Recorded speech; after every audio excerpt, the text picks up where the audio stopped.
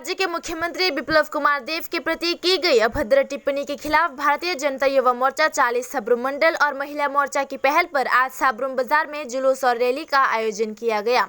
दक्षिण जिले के भाजपा महासचिव दीपायन चौधरी, दक्षिण युवा मोर्चा के अध्यक्ष सुमन देवनाथ, 40 साब्रुम युवा मोर्चा के अध्यक्ष त्रिदीप चक्रवर्ती, महासचिव रतन चक्रवर्ती, मंडल अध्यक्ष जितेंद्र त्रिपुरा और उपाध्यक्ष शांति प्रिया भौमिक उपस्थित थे। आज का जुलूस साब्रुम भाजपा कार्यालय से शुरू हुआ और साब्रुम शहर की विभिन्न गलियों की परिक्रमा करके नेताजी चौमुनी सड़क पे मिलन सभा में एकत्रित हुए। हालांकि दक्षिण जिला युवा मोर्चा के प्रभारी रघुनाथ लोथ ने स्लोगन में कहा, हम तृणमूल कांग्रेस के नेता अभिषेक बैनर्जी और सीपीआईएम के नेता तथा राज्य विपक्ष के नेता मानिक सरकार की खाल उतारेंगे, जिसे लेकर साब्रुम शहर में हाहाकार मच गया है।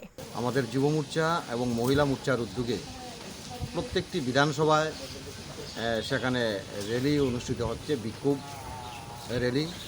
কারণ ইতিমধ্যে আপনারা জানেন এই রাজ্যে কমিউনিস্ট এবং তৃণমূল কংগ্রেস মিলে আমাদের রাজ্যের মুখ্যমন্ত্রীকে সেখানে যে হত্যা করার একটা চক্রান্ত করেছিল আপনারা জানেন।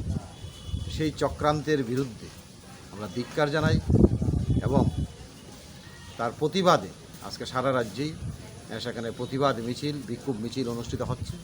তার অঙ্গ হিসেবে আমাদের কল্যাণপুর বিধানসভায় যুব মোর্চা এবং মহিলা মোর্চার উদ্যোগে সেই বিক্ষোভ সভা এবং র্যালি ইতিমধ্যে অনুষ্ঠিত হতে যাচ্ছে।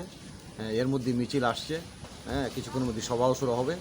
এই ঘটনার জন্য আমরা তীব্র নিন্দা জানাই, কারণ পশ্চিমবাংলা থেকে অপসংস্কৃতি এই ত্রিপুরা রাজ্যে করার চেষ্টা করছে। পশ্চিমবাংলার কিছু গুন্ডা বাহিনী এসে এই ত্রিপুরার পরিবেশকে অশান্ত করার চেষ্টা করছে।